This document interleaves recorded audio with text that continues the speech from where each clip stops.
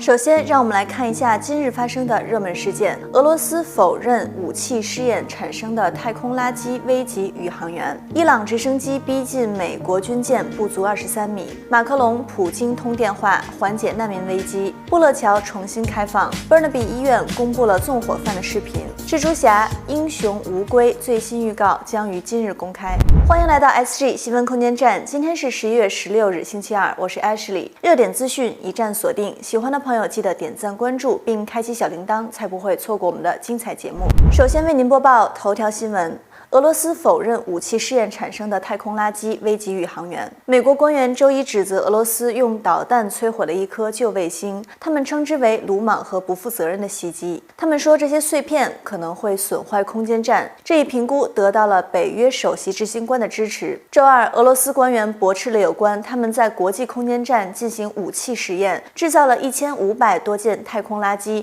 以及危及宇航员安全的指控。国防部长谢尔盖绍伊古表示，这次撞击是以外科手术般的精度进行的，不会对空间站构成任何威胁。美国宇航局局长纳尔逊告诉美联社，宇航员现在面临的太空垃圾风险是正常情况下的4倍。退役的俄罗斯宇宙1408号卫星的轨道比空间站高出约40英里。美国国务卿布林肯说，这次实验清楚地表明，俄罗斯尽管声称反对外太空武器化，但是其鲁莽和不负责任的行为危及了所有国家对外空的探索和利用。接下来是国际新闻：伊朗直升机逼近美国军舰不足23米。当地时间15日，美国国防部首席发言人约翰·科比谈到了上周伊朗和美国在阿曼湾国际水域的一次海上交锋。他表示，一架伊朗海军直升机一度飞到距离美国埃塞克斯号两栖攻击舰不到25码的地方，且在飞离前还在美国攻击舰上空盘旋了3圈。科比还指责伊朗方面的行动不安全且不专业。据悉，这已不是近期美国和伊朗首次在阿曼湾交锋。伊朗方面于10月3日曾公布了一段伊朗革命卫队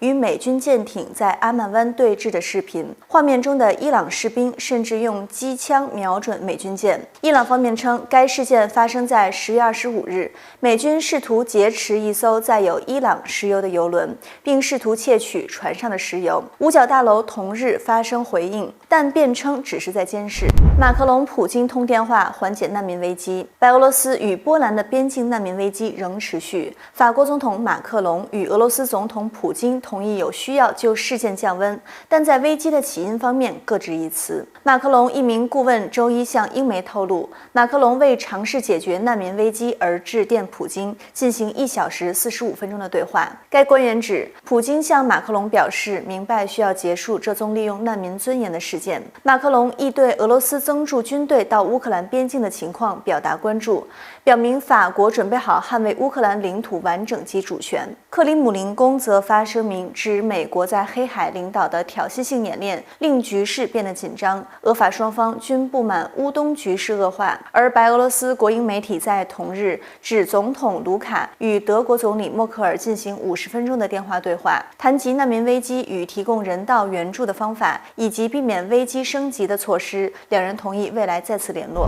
下面为您播报家国新闻：布勒桥重新开放。昨日，温哥华各地的洪水警报在傍晚降雨停止后获得了控制。据本地媒体报道，多个暂时关闭的路段已经重新开放，受风雨影响严重的地区则大部分都已经于今天早上进入清理善后的阶段。而昨日，在温哥华市中心的布勒内湾附近，一艘大型驳船被风浪卷到了靠近布勒桥的水域，随时都有可能冲撞到桥体，而导致上面的人车受到波及，因此暂时关闭。不过在风雨趋缓后，已经有专家前往协助将驳船驶离桥墩，回到其原本停放的位置。而布勒桥也在今天早晨正式重新开放。不过这个状况也引起了布勒内湾附近居民的讨论，认为未来温哥华可能需要对于停放的船只有更多安全上的规范，避免造成更糟糕的情况。伯纳比医院公布了纵火犯的视频。伯纳比皇家骑警公布了一名被通缉男子的监控录像。该男子与1年前发生的 Burnaby 医院的火灾有关，希望公众能帮助他们确认嫌疑人。周一上午，警察对媒体发表讲话说，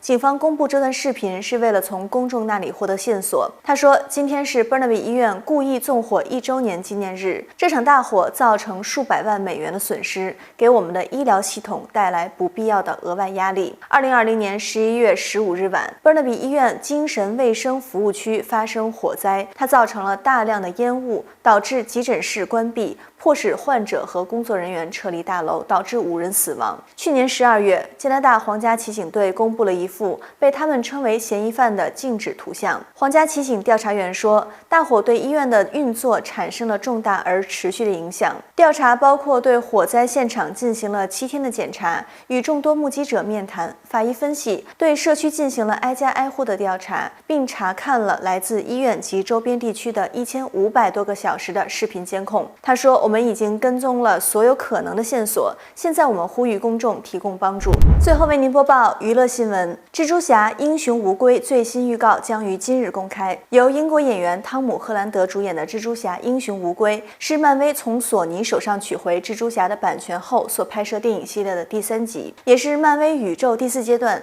在2021年发布的最后一部电影。据漫威总裁凯文·费奇透露，英雄无归将会正式打开漫威电影中多元宇宙的概念，而第4阶段的大反派也会在这部电影中首度露面。之前发布的预告中，奇异博士和他的助手王都已经确定出演，还有过去曾在其他几部蜘蛛侠电影中露面的反派也已经在预告中出现。昨天，漫威的官方 Twitter 发布了一张新的宣传海报，也表示今天将会发布一个新的预告，但是并没有说具体将会是什么时间推出。这个消息在全网已经引起了许多粉丝的讨论，猜测这个预告将会把剧情带到另一个高度，并且还有可能让更多角色露脸。蜘蛛侠英雄无归将会在2021年12月17日上映。以上就是本次新闻的全部内容，感谢您的观看，这里是 SG 新闻空间站，我们明天见。